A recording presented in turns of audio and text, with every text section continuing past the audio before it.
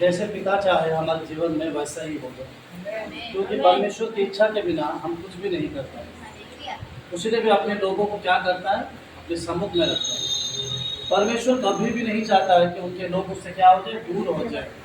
उसने भी अपने इकलौते पुत्र को भेजकर क्या किया, हम सबों को बचाया। हम बचाए जाए और उनके कामों में बने रहे।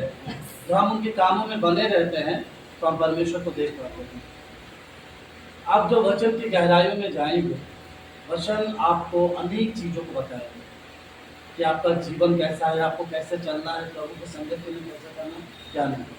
देखो, आप संसार की ओर जब देखेंगे ना, आपको कैसे कमाना है, कैसे खाना है, कैसे जीवन जीना है, कैसे करना, आपका ये सोच पाएंगे। लेकिन आप जब यीशु की ओर देखेंगे ना, आप इस पृथ्वी पर भी जीने का एक नया अनुभव सीख पाएंगे, और इस पृथ्वी को छोड़ने के बावजूद भी आप नए अनुभव को सीख पाएंगे, क्योंकि परमेश्वर चाहता है कि हम सारी चीज़ों को क्या करें, जान पाए। आज हम परमेश्वर के वरदान के विषय में जानेंगे। क्या है परमेश्वर का वरदान? हम क्यों एक दूसरे के सहभागिता नहीं हो पाते हैं?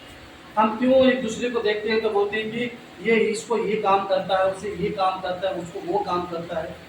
लेकिन हम सब लोग, जितने लोग हैं परमेश्वर की सेवा करते हैं, खुदा का वचन कहता है कि सबको अलग अलग गिफ्ट मिला है। ठीक है, सबको सेम चीज़ नहीं मिलता है। प्रभु कभी सबको सेम चीज़ों को कभी भी वो नहीं देता है, ये सबको अलग अलग देता है। अब प्रभु चाहता है कि उन अलग अलग के द्वारा अलग अलग सेवकाई करें।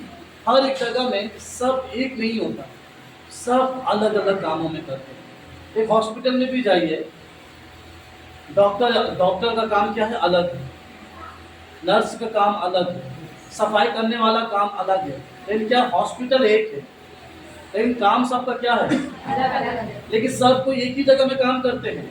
क्या सब कोई डॉक्टर है? नहीं। क्या सब कोई नर्स है? नहीं। क्या सब कोई सफाई करने वाला है? नहीं। हम सब एक ही पिता के संतान है, लेकिन परमेश्वर ने सबको अलग अलग कामों में बांटा है। और परमेश्वर चाहता है कि जिन्हें जो काम दिया गया है वे काम कैसे करें, बहुताई से, आनंद से, प्रेम से करें। ना कि हम कुड़कुड़ा कर, ना ही हम घबरा कर, ना ही चीज़ों को, क्योंकि ये काम हमें ना कोई मनुष्य के थ्रू से मिलता है, ना चर्च के थ्रू से मिलता है, ना कोई पास्टर के थ्रू से। ये सिर्फ परमेश्वर की ओर से है। और उनकी ऑर्डर जब आपके जीवन में रहेगा तो आप उस कामों में बढ़ोतरी पाएंगे, लेकिन उसमें क्या करेंगे, ये नहीं जाएंगे। इसलिए आइए आज का वचन को हम देखते हैं। हम निकालेंगे मत्ती रचित सुसमाचार,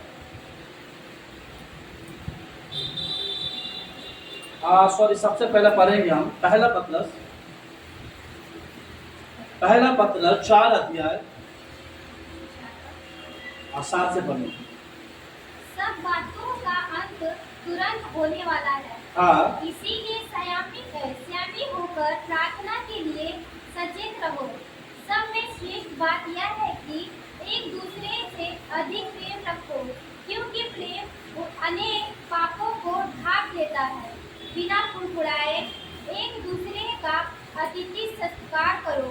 जिसको जो वरदान मिला है वह उसे परमेश्वर के नाना प्रकार के अनुग्रह के भले भंडारियों के समान एक दूसरे की सेवा में लगे रहो। यदि कोई बोले तो ऐसा बोले मानो परमेश्वर का वचन बोला है। यदि कोई सेवा करे तो उस शक्ति से करे जो परमेश्वर देता है, जिससे सब बातों में यीशु मसीह के द्वारा परमेश्वर की महिमा प्रकट हो। मसीह और साम्राज्य युगानुयुग उसी का है। आमीन। प्रभु का वचन यहाँ पर लिखता है कि सब बातों का अंत तुरंत होने वाला है। हम सब मसीह लोग जानते हैं कि प्रभु यीशु मसीह आने वाला है, नहीं? हम सबों को एक इंतजार है कि प्रभु यीशु मसीह आए, हम सबों को लेकर जाए। लेकिन आने का कोई क्या है, कोई डेट, कोई तारीख, कोई सुबह, कोई रात, कुछ नहीं। बाइबल कहता है कि जैसा चोर अचानक आता है ना पता कर, उसी तरह ही यीशु मसीह भी अचानक आएगा। लेकिन हमें क्या करना है, 5 कुवारी की तरह जागरूक होना है। ऐसा नहीं कि चलो रात हो गया है आज नहीं आएगा, मैं देख रहा हूँ कि शादियाँ चल रही है, विवाह हो रहा, आज नहीं आएंगे, चलो हम थोड़ा प्रार्थना से थोड़ा रेस्ट ले लें। बाइबल कहता है कि हमेशा जागरूक रहो कि जब वो आए हमें घबराना ना पड़े, हमें चिंता होना ना पड़े। प्रभु से हम कहे, प्रभु तू आया है, मैं तैयार हूँ। जब हम तैयार रहेंगे तो उनके साथ उठा लिए जाएंगे। प्रभु का वचन कहता है कि वे निकट है और हमको वैसा जीवन जीना है। हमको कैसे जीवन जीना है? हम मसीहियों को कैसे जीवन जीना है? बाइबल कहता है कि हमें ऐसा जीवन जीना है जैसे कि यीशु मसीह कल आने वाला है। कल आएगा तो आप कैसे जीवन जिए? लड़ाई करेंगे, झगड़ा करेंगे, किसी के बारे में बुराई बोलेंगे, चर्च अपसेंट करेंगे, एक दूसरे के विरोध काम करेंगे? नहीं, क्योंकि प्रभु कल आने वाला है। मुझे वो सारी चीजों को छोड़कर कैसे रहना है? आराम से, प्रेम से, धीरज से, विश्वास से, नम्रता से रहना है। प्रभु का वचन कहता है कि जीवन को ऐसा जियो जैसा कि प्रभु कल आने वाला है। हम सबों की आत्मिक जीवन वैसा होना है कि जैसा कल आने वाला है। कल सुबह होगा तो आपको जिएंगे, फिर प्रभु कल आने वाला है। मतलब इसका अंत नहीं होगा जब तक प्रभु यीशु मसीह ना आ जाए। हम सबों को एक ही इंतजार है कि प्रभु यीशु मसीह आने वाला है। सबों को अलग अलग चीजों में प्रभु ने बांटा है कि उनकी सेवा, उनके काम वे ईमानदार से करें। फिर दूसरा पढ़ते हैं और सब में श्रेष्ठ बात यह है कि और सब में श्रेष्ठ बात, अच्छी बात यह है कि एक दूसरे से अधिक प्रेम रखो। और एक दूसरे से अधिक प्रेम रखो। प्रभु का वचन कहता है कि अधिक प्रेम रखो। और यदि हम एक दूसरे से गहरा प्रेम रखते हैं तो हम परमेश्वर की आज्ञाओं को मानते हैं। यीशु मसीह ने कितनी आज्ञा दिया?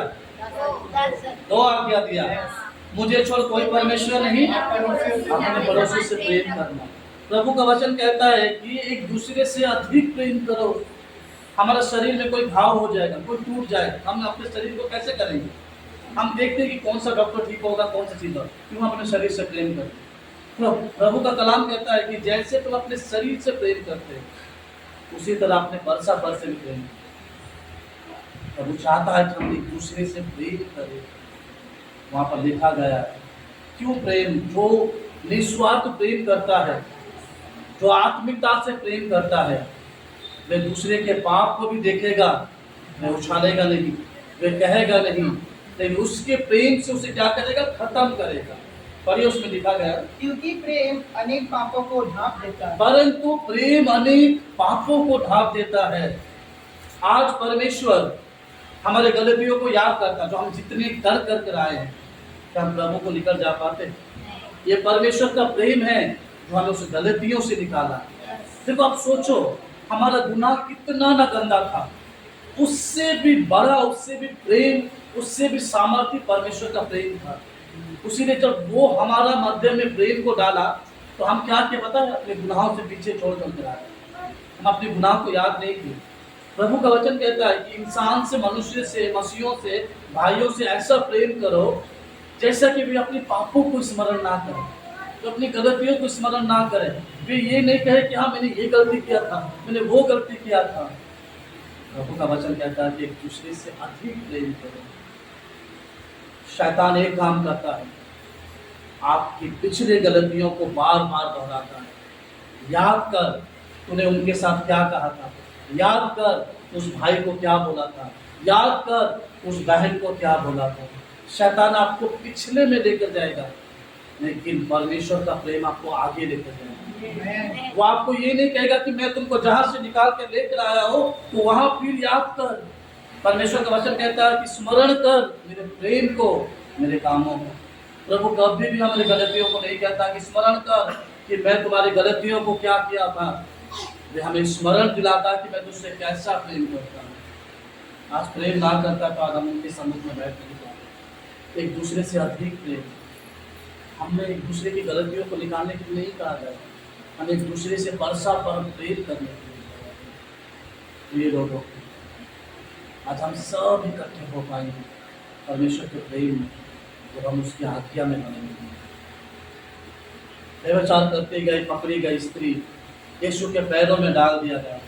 डालने के बाद सब लोग अपने अपने हाथों में पत्थर लेकर गए। यीशु ने सुंदर शब्दों को कहा कि जिसने पाप नहीं किया वही मार।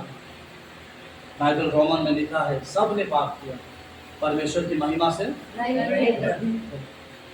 हम जब यदि उसके प्रेम में बने रहेंगे तो हम परमेश्वर को सदा देखेंगे। एक दूसरे से प्रेम करना सबसे जरूरी है। मसीहों से जो मेरा यीशु के लोग हैं वे मेरे लोग, जो मेरा यीशु के लोग नहीं वो मेरे नहीं। तो ऐसा है तो कौन सा हम बड़ा तीर मारते हैं? ऐसा तो अन्य जाति भी करते हैं, अन्य लोग भी करते हैं। एक शब्दों में लिखा गया कि अतिथि संस्कार करना ना भूलना। किसका? खाली मसीहों का। परमेश्वर ने सबों को कहा है, हम सबसे प्रेम करते हैं, और एकमात्र मसीह प्रेमी है जो हम सबों को क्या करते हैं, ज्वाइन करता है। देखो यीशु मसीह के शब्दों में ना ऐसा पावर था, ऐसा प्रेम था, लोग उनके शब्द सुनकर ही उनके नजदीक आते थे। लंगड़े हो, अंधे हो, काने हो, जो भी हो, तो क्या करते थे, इस सब अपने जीवन को बदलते थे। आज हमारे पास कुछ नहीं है यीशु के शब्दों के सिवा, हमारे पास कुछ नहीं यीशु का पावरफुल वचन के सिवा, और वो पवित्र आत्मा का सामर्थ्य के सिवा। हमारे पास धन नहीं है, संपत्ति नहीं है, लेकिन कोई है हम सबों को क्या करता, संभालता है, हम सबों को एकत्र करता है। कुछ लोग जीवित परमेश्वर को हमेशा स्मरण करो, उन बुरी चीजों को छोड़ो, उन बुरी बातों को छोड़ो जो परमेश्वर हम लोगों की भलाई के लिए किया है, उन चीजों को पकड़ो। फिर प्रभु का वचन क्या कहता है, बिना कुड़कुड़ाए एक दूसरे का अतिथि सत्कार करो। बिना कुड़कुड़ाए एक दूसरे का अतिथि संस्कार करो। जिसको जो वरदान मिला है हाँ, वह उसे परमेश्वर के नाना प्रकार के अनुग्रह के भरे भंडारियों की नाई एक दूसरे की सेवा में लगाए। हालेलुया। हालेलुया। जिसको जो काम मिला है, हम छीनेंगे नहीं, ये मेरा काम है, ये मेरा काम है। बाइबल कहता है कि जिसको जो काम मिला है, परमेश्वर के भली भंडारी, मतलब उस वरदान के द्वारा वे काम करे। हम ये नहीं कहेंगे कि हमारे हमारे हमारे पुराने कलीसिया में ये होता था। पुराने हमारे बहन लोग, क्लियर सुन लीजिए, पुराने बहन लोग जो हमारे थे वो कहते थे कि हम लोग खाली बर्तन ही धो, हम लोग खाली ये पोछा ही मारे, हम लोग खाली साफ ही करे। तो प्रभु का वचन क्या कहता है, जिनको जो सेवा मिला, मरियम का था, मार्था का एक ही काम, खाना बनाना नहीं, उसका भी तो काम था कि नहीं वो वचन को सुनकर आप सबको हटा कर बैठे। नहीं, परमेश्वर ने उसको वो दायित्व दिया था कि इतने सारे लोग आते हैं, इतने सारे चेले हैं, सारे लोग, वे दायित्व को वे ले। बाइबल कहता है कि परमेश्वर सबको अलग अलग दायित्व दिया है, और अपने दायित्व को, अपने वरदानों को बहुत खूबी से निभाना है। ये मनुष्य की ओर से नहीं, ये प्रभु की ओर से है। ये वरदान सबको नहीं मिलता है, परमेश्वर अपने लोगों को देता है कि वे उनके कामों को पूरा करें। हमने शुरुआत में दिया है ना, हॉस्पिटल हॉस्पिटल हॉस्पिटल नहीं कहलाएगा जब सब लोग अपना काम को पूरा ना करें। खुदा का घर तब तक पूरा नहीं होगा तो सब उसके सारे लोग अपने काम को जिम्मेदारियों से ना निभाएं। परमेश्वर ने सबको अलग अलग वरदानों को दिया गया है। आप ये मत सोचो कि आपका जिम्मेदारी है, ये वर्ड यूज मत कीजिएगा। ये परमेश्वर का अभिषेक है, ये काम आपके लिए, ये वरदान आप मत कीजिए, मत बोलिए कि चलो ये तो मेरा जिम्मेदारी है, मैं नहीं करूँ। नहीं, गलत वर्ड है। ये परमेश्वर का वरदान है, अभिषेक है आपके माध्यम में, कि प्रभु ने ये काम उठाकर आपके हाथों में दिया कि यही मेरी बेटी है जो इस काम को संभाल पाएगी, यही मेरा बेटा है जो इस काम को संभाल पाएगा, यही मेरी माँ है जो इस काम को संभाल पाएगा। परमेश्वर अपने लोगों को जानता है कि कौन कौन सा कामों को कौन कर सकता है। एक अभिषेक है, एक वरदान है। प्रभु तूने मुझे ये क्वालिटी, मेरे मध्य में ये वरदान था प्रभु, मुझे पता ही नहीं था। वरदान प्रभु सबों को आश्चर्य करे, पवित्र आत्मा हम सबों को उत्साहित करता है। याद रखिएगा, जब तक ये पवित्र आत्मा आपके मध्य में काम नहीं करेगा तब तक इस वरदान को आप ले नहीं पाएंगे। ये वरदान प्रभु की ओर से है, प्रभु आपने मुझे दिया है, मैं बहुत खूबी से इन चीजों को करूँ। लिखा है ना, पढ़े ना बेटा, फिर से पढ़ना, वो सुन करो। जिसको जो वरदान मिला जिसको, है, देखिए लिखा है, जिसको जो जिम्मेदारी मिला है, जिसको जो काम मिला है, जिसको जो आज्ञा मिला है, क्या लिखा है, जिसको जो वरदान मिला है, जिसको जो वरदान कहाँ से मिलता है, मनुष्य से, किससे मिलता है, परमेश्वर की ओर से। जिसको जो वरदान मिला है वह उसे परमेश्वर के नाना प्रकार के अनुग्रह के भले भंडारियों की नाई एक दूसरे की सेवा में लगाए। बाइबल कहता है, खुदा का वचन कहता है कि हमें वरदान कैसे मिला पता है, अनुग्रह से मिला है। हावड़ा में बहुत सारे लोग, किसी को तो ये सेवा नहीं मिला, लेकिन प्रभु जिस पर अनुग्रह करता है उसको ये वरदान दिया जाता है। जिसको जो गिफ्ट मिला है, जिसको जो गिफ्ट मिला है वही गिफ्ट के द्वारा कार्य करे। दाऊद खाली गोलियों, मतलब दाऊद खाली गुलेल नहीं चलाता था, और भी लोग थे उस समय में जो गुलेल को चलाता था, लेकिन दाऊद के मध्य में वो गुलेल चलाने के एक अलग वरदान था, एक अलग अभिषेक था। परमेश्वर ने वो वरदान इसलिए दिया कि एक समय में वो गोलियत को मार सके। परमेश्वर ने आपको जो जिम्मेदारियां, जो वरदान दिया गया है, किस लिए दिया गया है, कि आगे चलकर प्रभु के कामों में आप और बढ़ पाए, क्योंकि प्रभु ये कार्य को करता है। क्योंकि जब तक आपको ये वरदान ना मिले तब तक आप इन चीजों को कभी नहीं कर पाएंगे, क्योंकि वरदान हमें अनुग्रह से मिला है। यहाँ पर प्रभु का एक वचन कहता है, रोमन 12 अध्याय उसके 6 से लेकर 8 तक क्या क्या वरदान है पढ़ते हैं। जबकि उस अनुग्रह के अनुसार हाँ जो हमें दिया गया है, हाँ, हमें भिन्न भिन्न वरदान मिले हैं। हम सबको अलग अलग सामर्थ, अलग अलग वरदान मिला है। तो जिसको भविष्यवाणी का दान मिला हो, हाँ। वह विश्वास के परिमाण के अनुसार भविष्यवाणी करे। हाँ। यदि सेवा करने का दान मिला हो तो सेवा में लगा रहे। हाँ। यदि कोई सिखाने वाला हो हाँ। तो सिखाने में लगा रहे। हाँ। और जो उपदेश हो वह उपदेश देने में लगा रहे। हाँ। दान देने वाला उदारता से दे, जो अगुवाई करे वह उत्साह से करे, जो दया करे वह हर्ष से करे, प्रेम निष्कपट नहीं हो। बस आप तक हो गया ना। हाँ, हाँ। देखिए यहाँ पर आप लोग घर में जाकर पढ़िएगा वरदान क्या क्या है। देखिए दान देना भी एक गिफ्ट है, लिखा है ना। हाँ, वरदान। दान सबको ऐसा नहीं दे पाएंगे। दान देना भी एक बहुत बड़ा वरदान है। बाइबल कहता है कि जिसको उपदेश करने, हम कई बार बोलते ना, और ये हमेशा सबको सिखाती रहती है, ये सब अपने आप को दिखाती है, कोई किसी को नहीं दिखाता। कि परमेश्वर का वरदान एक दूसरे को सिखाया जाता है, परमेश्वर का अभिषेक जो एक दूसरे को बताया जाता है। कोई अपने याद रखिएगा, कोई अपनी मर्जी से कोई काम नहीं कर पाएगा जब तक परमेश्वर का वरदान उनके जीवन में ना हो। आप दूसरे लोगों को बोलिए, कोई लोग दो तीन दिन चर्च जाएगा, 5 दिन चर्च जाएगा, उनको बोले भाई ये काम कर दीजिए, तो वो नहीं आएगा चर्च। वे चर्च आकर प्रभु के वचनों को सुनकर परमेश्वर उसे अपने वरदानों से भरेगा, तब वे कर पाएगा। जिनको जो काम मिला है कि वो भविष्यवाणी करने का मिला तो विश्वास के साथ मिले, उपदेश करने वाले आराम से सिखाए, दान देने वाले बिना कुरकुरा कर दान दे, और सिखाने वाले आत्मिकता से सिखाए। जिनको जो सेवा मिला है वे ईमानदारी से अब परमेश्वर के अनुग्रह से मिलकर है। कलीसिया में देखता हूँ सब पे अपने अपने काम को बांट देते, अच्छी बात है। एक दूसरे से लड़ाई नहीं होती, एक दूसरे से भेदभाव नहीं होती। यही तो परमेश्वर का अभिषेक और वरदान है कि हम एक दूसरे का सहभागिता होकर प्रभु की सेवा करें। परमेश्वर महान है, पवित्र है। आप समझ नहीं पाते कि उसकी अभिषेक क्या है, उसके काम क्या है, वो किस तरह से अपने कामों को कर सकता है, वो कैसा अपने कामों को कर पाता है। वो महान परमेश्वर है। वो चाहता है कि आप उसके नज़दीक रहें और उन वरदानों में काम करें तो वरदान प्रभु आपको दिया है। ऐसा नहीं है कि प्रभु ने किसी को कुछ नहीं दिया, सबों को प्रभु ने कुछ ना कुछ दिया है। अब प्रभु उम्मीद रखता है कि हम उस वरदानों के द्वारा ही अपनी सेवा को पूरा करें। हम ये नहीं कहें कि ये मेरा काम नहीं है, ये साफ करना मेरा ड्यूटी नहीं है। जब हम लोग चर्च में काम करते थे, हमारा सप्लाई में, मैं सब करता था, बेंच साफ करना, चर्च पहुंचना, इतना बड़ा बड़ा कढ़ाई है, वो कढ़ाई को मांझना, कढ़ाई को रखना, पास्टर का बैग पकड़ना, सब एवरीथिंग काम किया हमने। जूठा भात को लेकर उठाना, सब किया। ऐसा कोई चीज़ की नहीं कि हम लोग नहीं करते, सब किया। प्रभु की ओर से है, प्रभु की ओर से जो कुछ भी मिलता है हमें क्या करना है।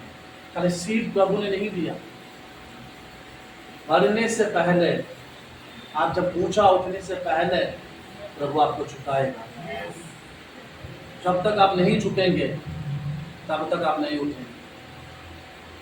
घमंड से पहले आप ऑटोमेटिक गिर जाएंगे, क्योंकि घमंड हम सबों को गिरा देता है। सबों को अलग अलग परमेश्वर की ओर से एक गिफ्ट मिला है। जिसको जो सामर्थ्य मिला है उन चीज़ों के साथ कीजिए। प्रभु महान है, पवित्र है, इसीलिए कई लोगों ने अनेक प्रकार की सेवाओं को किया है। सबके मध्य में क्वालिटी थी। आज प्रभु चाहता कि वे सारे कामों को, वे सारे वरदान को आप सेवा में इस्तेमाल करें। मार्था में क्वालिटी थी खाना बनाने का, वो अपनी सेवा किस में इस्तेमाल किया? प्रभु की सेवा में।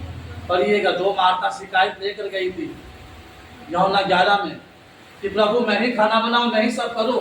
यूहन्ना 12 में पढ़िएगा, यीशु भी लाजर का घर गया और मार्था आनंद से खाना बना रही, क्योंकि मार्था को पता चल गया कि ये जो मैं खाना बना रहा हूँ प्रभु के लोगों के लिए, सेवा के लिए, यही मेरा वरदान है, इसी में ही मैं आनंदित हूँ।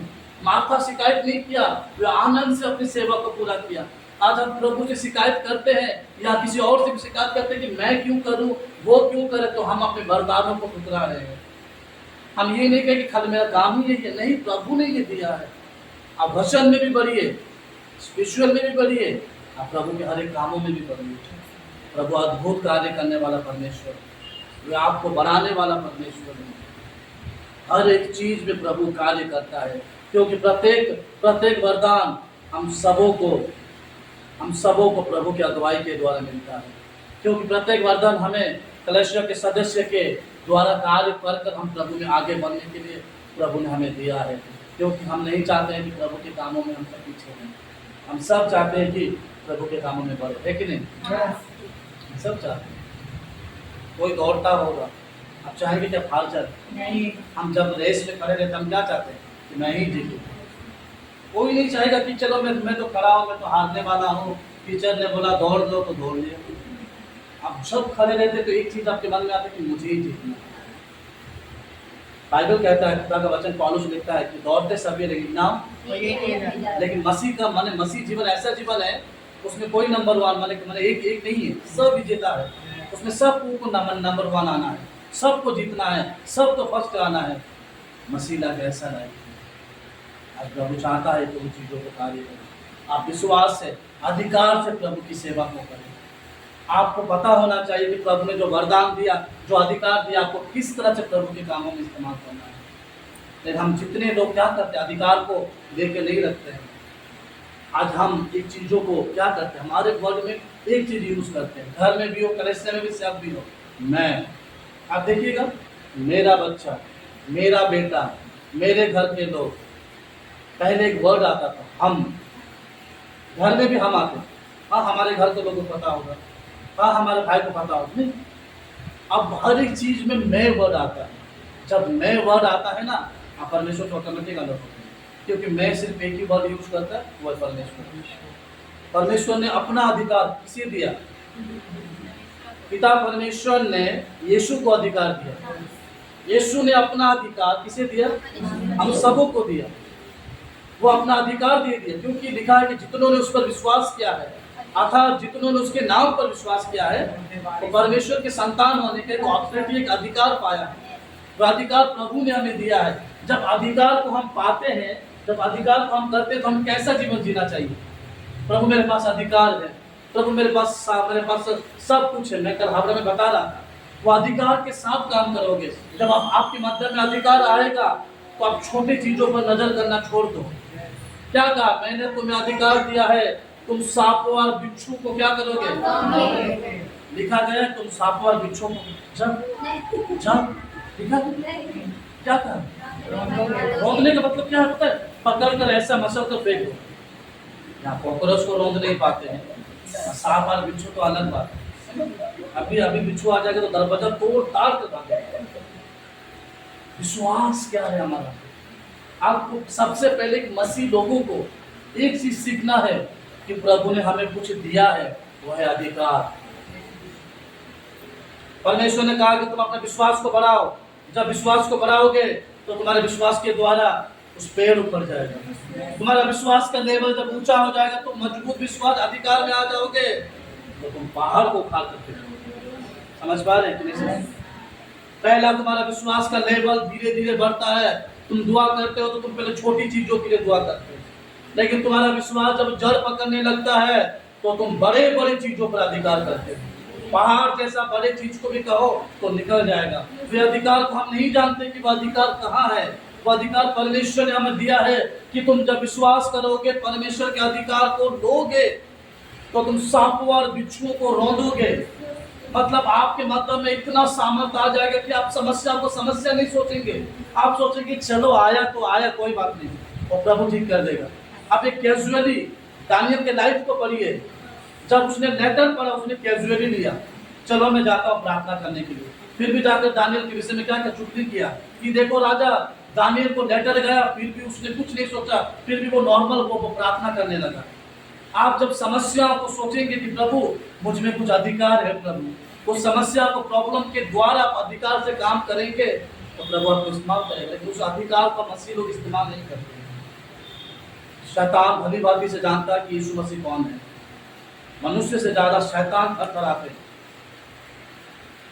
हे परम प्रधान के पुत्र, देखो एक शैतान होकर कह रहा, क्या तू हमें समय से नष्ट करने आया है? शैतान को पता है एक समय आएगा हम नष्ट हो जाएंगे, है ना? शैतान को सब पता है, हमें भी पता है, लेकिन फिर भी हम उसके अधीन होते हैं। उसके अधीन मत होइए। मैं तो बता रहा था चर्च, मैंने कल मीटिंग में, शैतान किसी के मध्य में आता तो हम क्या करते हैं? पूछते हैं, बता तू कहाँ से आया है, बता तू कहाँ से, क्या चाहिए तुम्हें? कुछ देर आगे क्या बताया प्रभु का वचन में, मैं तुम्हें सांपों और बिच्छू पर बोझने का अधिकार, मुझे उससे कुछ काम नहीं है, बात नहीं करना है। मेरे मध्यम में जो है पतरस ने कहा, मैं तुम्हें अधिकार से डांट रहा हूँ, किसके माध्यम से इसी वक्त क्या होता है, निकल जाए। मुझे उससे शैतान से पूछना नहीं तो कहाँ से आया है, तुझे क्या चाहिए, तुझे आप क्या क्या मांगना है, मुझे उससे कुछ नहीं पूछना। मुझ में जो अधिकार है एक शब्द में मुझे उसको निकालना है। नहीं तो वो मुझे बोलेगा, वो कहेगा कि मुझे मुर्गा लेकर दो, मुझे ये ला कर दो। क्यों उनकी बातों को सुनूं? मुझे जो ऑथोरिटी मिला है, मैं एक शब्द में कहूँ, निकल तो निकल। आज कई मसीह लोग जो अपने अधिकार को नहीं जानते हैं।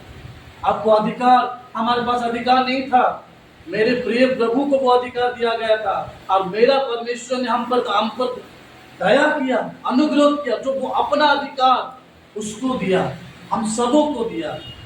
हमें सबको जानना है कि वो अधिकार क्या है। आपके पास वो सामर्थ्य वाला अधिकार होना चाहिए। आप लोग चले तो ये सामर्थ्य अधिकार के साथ, प्रभु वो अधिकार के साथ आपके मतलब में काम करना। आज हम मसीह लोग इतने कमजोर बन चुके हैं कि हम सब भूल जाते हैं कि प्रभु मेरा ऑथोरिटी क्या है। सैदक मैसा कर अभिदिनक ने क्या कहा, जाते जाते डाल दे हम लोग को आग में, कुछ फर्क नहीं है। हम जानते हैं कि जिस परमेश्वर की हम उपासना करते हैं वो हमें आग से भी निकाल देगा।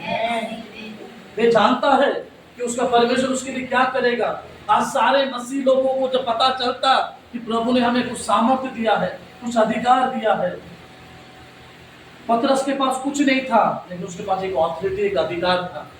यीशु ने जो उसको दिया था, क्या कहा, मैं जो काम कर रहा हूँ उस काम को ना देखो, मुझसे भी बड़े बड़े काम करोगे। और परमेश्वर ने उन लोगों को भी अधिकार दिया, वे किया। कितने अद्भुत कार्य किए प्रभु के चेलों ने, एक के नाम के द्वारा, सिर्फ अधिकार के द्वारा, कि प्रभु ने हमें अधिकार दिया। आज हमारे घर में बीमारी है, समस्या है, चिंता है, क्या हम उस अधिकार से डांट पाते हैं? हम नंबर ढूंढते, कौन सा पास्टर को फोन करे, कौन सा बैंक को फोन करे कि मेरे घर में ऐसा है, वैसा है। क्या आपका प्रार्थना इतना कमजोर है? इसका मतलब आप प्रभु पर उतना भरोसा नहीं करते। सामर्थ के साथ दुआ कीजिए, अधिकार के साथ प्रार्थना कीजिए। मैं यीशु के नाम से प्रार्थना करता हूँ कि मेरे घर की प्रॉब्लम को दूर हो जाए। मैं यीशु के नाम से प्रार्थना करता हूँ कि ये मुसीबतें जो आ रहा है दूर हो जाए। ये अधिकार के साथ जब प्रार्थना करेंगे तो कार्य करता है। और हम क्या करते हैं, मुसीबत के समय में अपना अधिकार को तोड़ देते हैं, हम अपना अधिकार को। अधिकार को कभी मत तोड़ो। हम अधिकार को कभी कभी बेच देते हैं। किसके तरह पता है?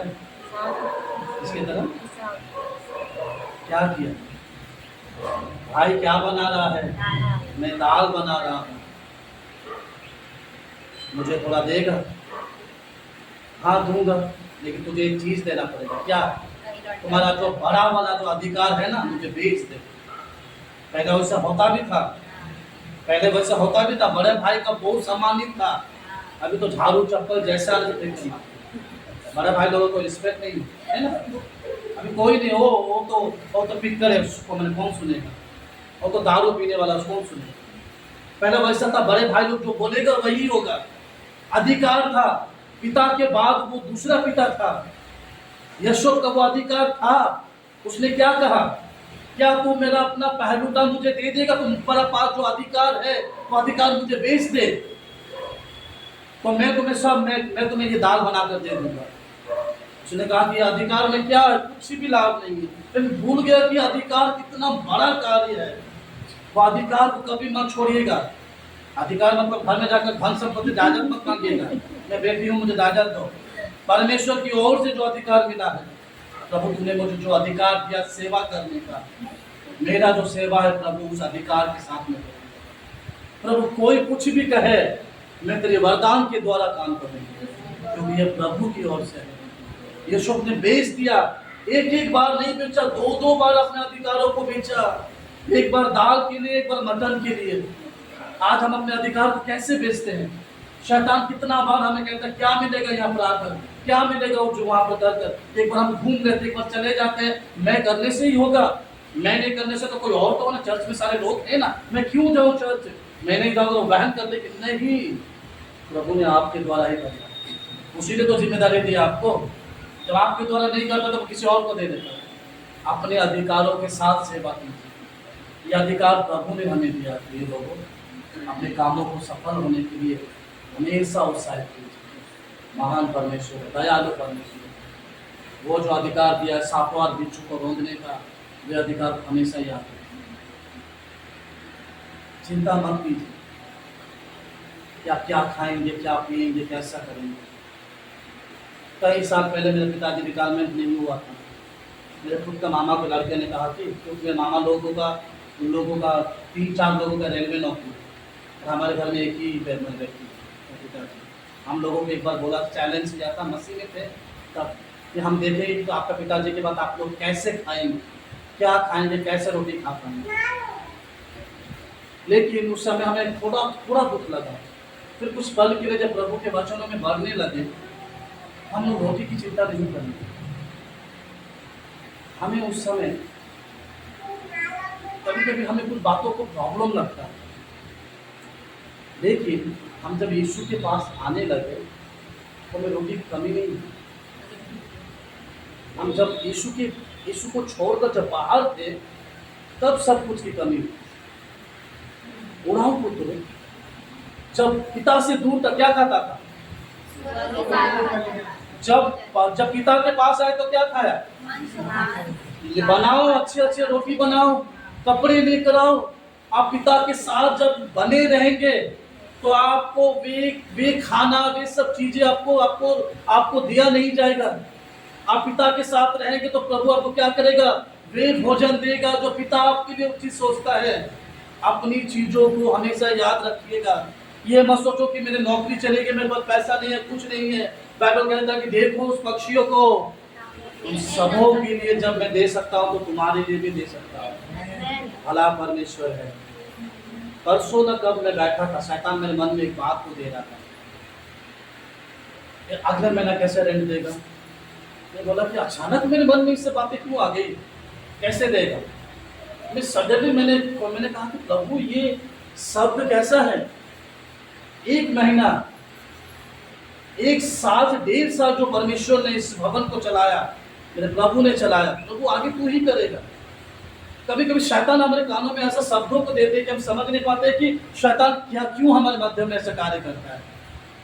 प्रिय लोगों, सबसे पहले अपने अधिकार को अपने पास रखो जो यीशु ने आपको दिया है। दूसरा, उस वरदान के साथ काम करो जो प्रभु ने आपको दिया है। जहां प्रभु भेजे, हाँ प्रभु मैं रेडी। परमेश्वर ने देखा कि कौन है जो मेरी ओर से देगा। सैयद नबी ने कहा कि प्रभु मुझे भेज, मैं ऑलरेडी तैयार हूँ। हमारा जीवित परमेश्वर खुदावन ने कहा, सृष्टिकर्ता परमेश्वर ने कहा कि मेरे लोगों को बचाने के लिए कौन जाएगा। यीशु ने कहा कि प्रभु मुझे भेज, मैं इन लोगों को बचाऊंगा। आज प्रभु हम सबों को इस्तेमाल करना चाहता है। आज आप उस अधिकार के साथ काम कीजिए, उस वरदानों के साथ काम कीजिए जो परमेश्वर ने आपको दिया है। जो वरदान प्रभु आपको दिया, उस वरदानों के साथ काम कीजिए।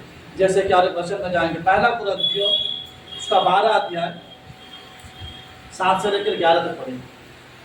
1 कुरिन्थियों। किंतु सबके लाभ पहुंचाने के लिए हर एक को आत्मा का प्रकाश दिया जाता है। हाँ। क्योंकि एक को आत्मा के द्वारा बुद्धि की बातें दी जाती हैं, हाँ। और दूसरे को उसी आत्मा के अनुसार ज्ञान की बातें। किसी को उसी आत्मा से विश्वास और किसी को उसी एक आत्मा से चंगा करने का वरदान दिया जाता है। फिर किसी को सामर्थ्य के काम करने की शक्ति, और किसी को भविष्यवाणी की, और किसी को आत्माओं की परख, और किसी को अनेक प्रकार की भाषा, और किसी को भाषाओं का अर्थ बताना। परंतु ये सब प्रभावशाली कार्य वही एक आत्मा कराता है और जिसे जो चाहता है वह बांट देता है। हालेलुया। हालेलुया। एक ही आत्मा जो सब में अलग अलग बांटा गया है। आप लोग समझ पा रहे कि नहीं समझ पा रहे? मैं आज वरदान और अधिकार के विषय में प्रचार कर रहा हूँ कि प्रभु चाहता है कि हम अपना अधिकार और वरदान के साथ प्रभु के काम करें। ये ना सोचो कि आपको कुछ नहीं मिला है, ये ना सोचो कि आपको कुछ नहीं है। आप प्रचार नहीं करते क्या हुआ? आप चर्च में सेवा के लिए कामों को करते हैं। आप प्रचार करते तो नहीं करते तो क्या हो गया? इन सेवा के दानों के द्वारा काम करते हैं। आप कोई और काम नहीं करते तो क्या हो गया? लेकिन आप कलेक्शन के लिए प्रार्थना करते हैं। ये भी एक सामर्थ और एक वरदान का काम है। सबको परमेश्वर ने अलग अलग डिपार्टमेंट में काम किया है। हम सब स्वर्ग के काम करते हैं। याद रखिएगा, पृथ्वी के काम करेंगे ना, टेंशन, चिंता, परेशानी रह जाएगा। ये स्वर्ग काम में बड़ा आनंदित है। ये काम आपको परमेश्वर के हाथों के द्वारा किया जाएगा। अपने कामों को, अपनी सेवा को हमेशा पूरा करें। पौलुस बड़े आनंद के साथ कह चुका है कि मैं अपने इनाम को जीत चुका हूँ।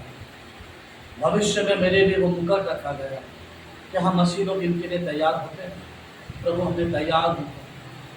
प्रभु आज के बाद प्रभु जो सेवा तुमने दिया है प्रभु, जितना भारी काम भी हो प्रभु, उस काम को छोड़कर प्रभु मैं पहले तेरी सेवा में आऊँगा। जो वरदान, जो गिफ्ट मुझे दिया है प्रभु, इस कलेक्शन के प्रति, बाहर के प्रति प्रभु, मैं वो ईमानदार से करूँगा। क्योंकि हम जब कभी देखते हैं किसी को, तो हमारा वरदान हमसे दूर हो जाता है। आप किसी को ना देखें, आपको या आपको क्या बोलता, क्या नहीं करता, आप अपने कामों में बने रहिए। पौलुस की तरह दौड़ को पूरा करते रहिए। एक दूसरे को नहीं, लेकिन यीशु को देखकर चलिए। एक दूसरे को देखेंगे तो गिर जाएंगे, लेकिन सबसे अधिक प्रेम करो, एक दूसरे से मेल मिलाप करो। क्योंकि प्रभु सबको आप लोग का वरदान प्रभु ने क्यों दिया पता है? क्यों दिया है? ताकि परमेश्वर के काम को हम कर सकें और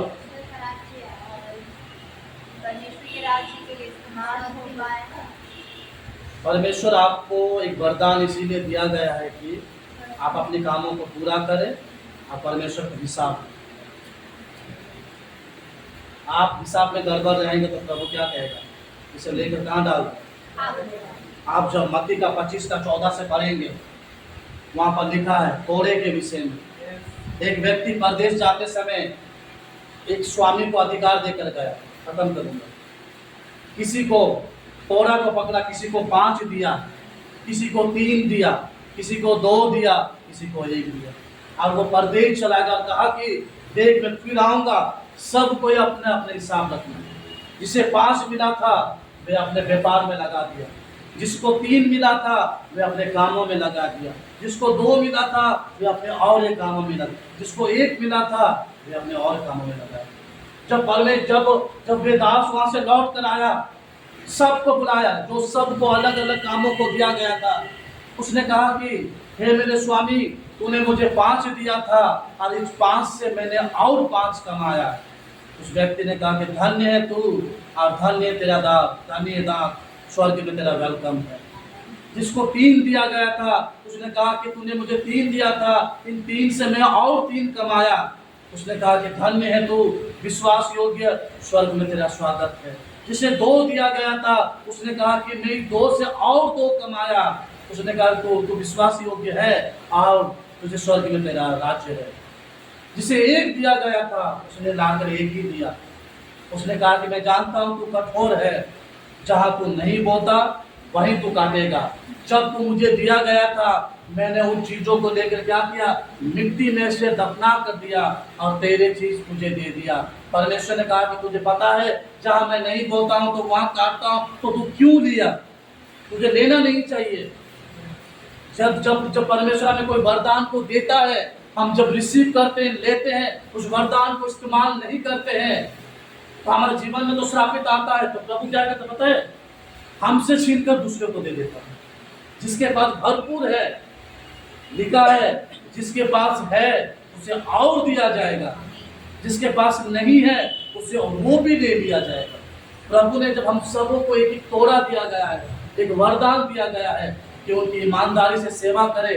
जब यीशु मसीह आए तो हम सबको अपने अपने, लिखा है ना, सबको अपने अपने लेखा देना पड़ेगा। अपने आत्मिक जीवन का भी लेखा देना पड़ेगा, सेवा का भी लेखा देना पड़ेगा। सबको अपने अपने वरदानों का तो प्रभु ने दिया है कि प्रभु आपने तो मुझे तोहफे में दे दिया है, लेकिन मैंने कोई काम में नहीं लगाया, मैं इस्तेमाल ही नहीं किया प्रभु। कई लोगों को अनेक अनेक गिफ्ट मिलता है, उन वरदान को लेकर बैठे ही रहते, इस्तेमाल करो। प्रभु ने आपको बैठने के लिए नहीं, देने के लिए। इसलिए प्रभु के वरदानों में हमेशा बने रहो, अधिकार के साथ प्रार्थना करो, समस्या को ना देखो, समाधान को देखो, अधिकार को देखो जो प्रभु ने आपको दिया है। जब नहीं दिया रहता तो प्रभु आपके लिए कार्य नहीं करता। बिच्छू और सांपों को रोंदने की तरह विश्वास रखो, पहाड़ को उखड़ जाने की तरह विश्वास रखो। वो विश्वास, वो अधिकार रहेगा तो आप सेवा में आगे बढ़ पाएंगे। अरे यदि हम एक दूसरे को देखेंगे, हम कभी नहीं कर पाएंगे। एक दूसरे से अधिक प्रेम करेंगे, एक दूसरे की गलतियों को उछालेंगे नहीं, एक दूसरे की गलतियों को क्या करेंगे, प्रेम से कम करेंगे। अब जिसको जो काम मिला है सब ईमानदारी से, प्रभु आपने मुझे प्रीचिंग कर दिया है जो मैं करूँगा, प्रभु आपने मुझे लीड कर दिया है मैं ईमानदार से करूँ, प्रभु आपने मुझे वर्शिप के लिए खड़ा किया है मैं आपने वो करूँ, प्रभु आपने मुझे दान कर लिए संभाल के रखो प्रभु मैं, प्रभु आपने मुझे किचन का ड्यूटी दिया प्रभु मैं ये करूँ, प्रभु आपने मुझे बाहर का सेवा का दिया है प्रभु मैं वही करूँ, प्रभु आपने मुझे पास्टर का सेवा करने के लिए दिया प्रभु मैं वो करूँगा, प्रभु आपने मुझे बाहर के लोगों को लेकर आने का सेवा का दिया, सबको अलग अलग वरदान दिया है और वही वरदान के साथ अपना अपना सेवा को पूरा करो, क्योंकि आपको मुझे हिसाब नहीं देना है, आपको सिर्फ परमेश्वर को शायद। इसलिए अपनी सेवा को तब तक पूरा करते रहो जब तक यीशु ना आ जाए, क्योंकि ये ज़रूरी है उनके कामों को पूरा करना, क्योंकि मात्र वही है जो हम सब के लिए भलाई को सोचते हैं। हम सबों को वही काम करते ही रहेंगे, नहीं तो परमेश्वर आपसे दूर चला जाएगा, आप प्रभु के नजदीक हैं।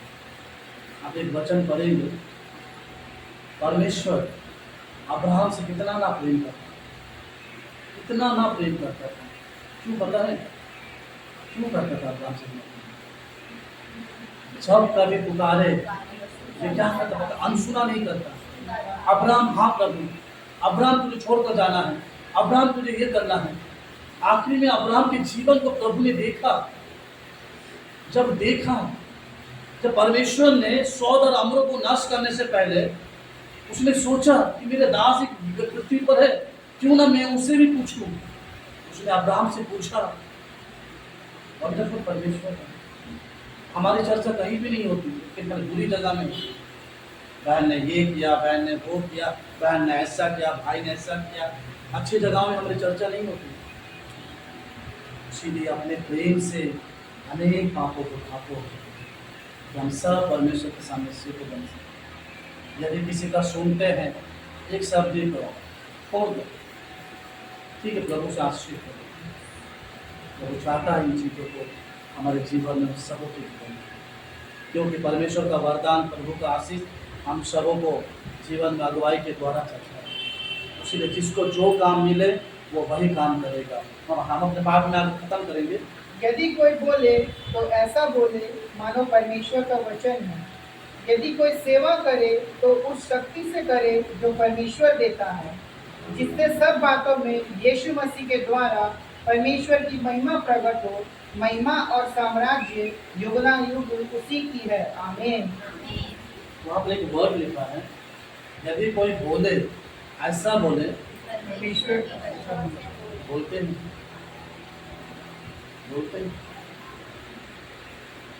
याकूब लिखता है, सुलेमान लिखता है कि मनुष्य का जीव है ना, तीर है, तलवार है। एक वचन में लिखा है तो मनुष्य का जीव तो जुबान तीर की तरह है, फिसलता रहता है। बाइबल कहता है कि बोलो तो ऐसा बोलो जैसे कि परमेश्वर का वचन। नीति वचन में लिखता है, उत्तम वचन सुनने से क्रोध ऑलरेडी ठंडा हो जाता है, कुटी वचन सुनने से क्रोध क्या होता है? देखिए, मेन आपका बोलना तब होता है कि कब कोई सामने वाला क्रोध से आपको कुछ बोल रहा, आप सिर्फ एक चीज बोलिएगा, कोई बात नहीं, उसको शांत हो जाए, ऑटोमेटिक वो शांत हो जाएगा। अच्छा, वो जब आग फेंक रहा है तो आप आग फेंकेंगे तो दोनों ही फेंकेंगे। याद रखिए, क्रोध में क्रोध सबसे घृणा चीज है, इतना घृणा चीज है कि आपको कभी मैं 10 रुपया में भी ऑटो में दिया रहोगा मैं बोल दूंगा। भूल गई पुरानी बात, उस समय तुम्हारे पास 10 रुपया भी नहीं था ऑटो में उतरने के, कौन दिया? बोल बोल। क्रोध इतना गंदा है सच में। यही क्रोध के कारण आदम का पहला पुत्र खत्म हो गया। यही क्रोध के कारण इस्राएली परमेश्वर से दूर हो गए। यही क्रोध के कारण आज सब लोगों का मन प्रभु से भटक जा रहा है। क्रोध इतनी गंदी जगह है, बाइबल कहता है कि हिस्सा, क्रोध, नफरत आपको स्वर्ग में नहीं मिलेंगे, नरक के झील में मिलेंगे। लेकिन प्रभु कितना सुंदर कहता है कि बोलो तो ऐसा बोलो जैसे कि परमेश्वर का वचन। हमारे शब्दों के द्वारा, मैंने कई बार कहा, शब्दों के द्वारा हमारा जीवन है, शब्दों के द्वारा हमारा मरण है। शब्दों के द्वारा किसी का जीवन बर्बाद हो जाएगा, शब्दों के द्वारा कोई जीवन बदल देगा। याद रखते, हस्बैंड वाइफ में झगड़ा होता है, सोचो ऐसा क्या ना बोलता है, क्या फांसी हो जाएगा नहीं तो 9 हो जाएगा। सच है ना? सोचो इंसान की जुबान कितनी कड़वी है। इसीलिए परमेश्वर ने मूसा को क्या कहा, मैं तुम्हारे शरीर के साथ चलूंगा नहीं, तुम्हारे हाथ के साथ चलूंगा नहीं, तुम्हारे दिमाग के साथ नहीं चलूंगा, तुम्हारे जुबान के साथ चलूंगा। तू बोलेगा और 40,000 लोग छुटकारा पाएंगे। आमीन। हमारा जुबान भी वैसा होना चाहिए। यदि प्रभु इस जुबान में अधिकार दिया है तो हमारा बोल चाल सब ठीक है, तब हम प्रभु में बढ़ते हैं। शैतान कभी कभी मजाक उड़ाता है हमारा, हम किसी के लिए दुआ करते पूरा नहीं होता है। मतलब मैं इसका क्यों सुनूं, अभी लड़कर आई थी माँ से, मैं इसका अधिकार क्यों सुनूं, अभी उसको मैंने 10 बात करके आया। अधिकार किसका पूरा होता है? जो अपनी जुबान में आप करे रहेंगे, होली में करे रहेंगे। प्रभु ये कीजिए, प्रभु आपके साथ कार्य करें। बोलो तो ऐसा बोलो मानो परमेश्वर का वचन हो। आप प्रभु चाहता है कि हमारी जुबान पर इसीलिए परमेश्वर महान है, पवित्र। हम अपनी सबसे पहले अपने विश्वास और अधिकार में जिएंगे। दूसरा है कि प्रभु ने जिसको जो वरदान दिया है उस वरदान से बात करेंगे। तीसरा है कि एक दूसरे से इतना अधिक प्रेम करेंगे, गलतियों को नहीं निकालेंगे, गलतियों को उनके माध्यम से ऐसा निकालेंगे कि हमारा प्रेम उसमें बना रहे। तीसरा नंबर चौथा है कि हमारा बोली, हमारा शब्द ऐसा होना चाहिए कि लोगों का जीवन बदले, लेकिन लोगों का जीवन नष्ट ना। इसीलिए प्रभु के निकट में रहकर हम अपने आप को प्रभु की संगत में रखेंगे, तब हम प्रभु के साथ चल पाएंगे, बढ़ पाएंगे और आगे अपनी आत्मिकता में बढ़ पाएंगे। तो हम सबों को आशीष करें। आमीन।